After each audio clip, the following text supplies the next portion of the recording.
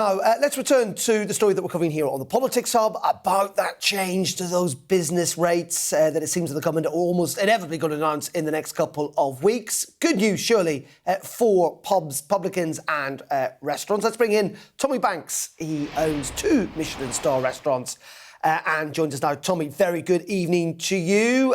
Just first of all, set out the context here of where you and others were really concerned about this change in business rates that you would argue, I'm sure, was going to clobber your industry.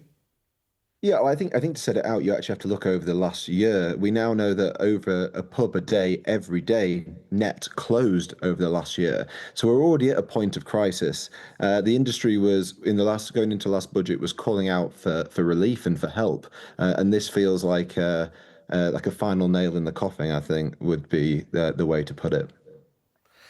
And that is because, essentially, the margins in things like running a pub is pretty tight at the moment.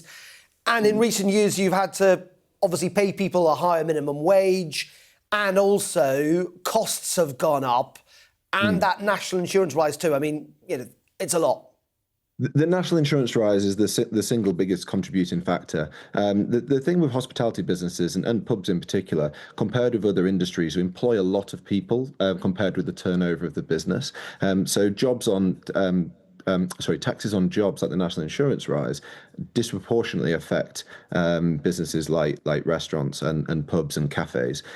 So I think it's fair to say most businesses have been operating around break even, or obviously some a lot worse at the moment. So then to add a higher business rate is just unsustainable. There is no money to pay that. I mean, a lot of businesses will argue, obviously, they have to deal with a lot of more tax as well.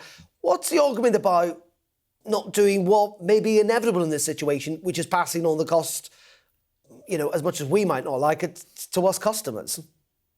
Well, I think there's a price-sensitive market. Everybody's sort of feeling the pinch, so people aren't actually spending as much money. But I mean, VAT is the big thing that affects hospitality. And if you look at hospitality VAT rates across Europe, they sit anywhere from 9% to 13%.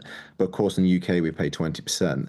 And as a hospitality business, you're not really claiming that VAT back like other sectors are. So the biggest lever the government could actually pull to make the hospitality industry, which is a huge industry in the UK and employs so many people, the biggest lever they could pull is to lower the rate of hospitality VAT and bring us alongside the rest of Europe. And that, I think, would make us on a level and fair playing field.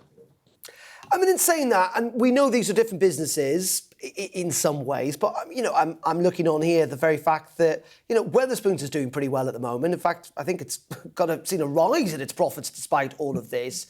I mean, is it also fair to say that actually, and they've got scale, clearly they have, but it is a hospitality business, that maybe you guys also need to be a bit more, I don't know, you kind of need to work around these things or be a bit more...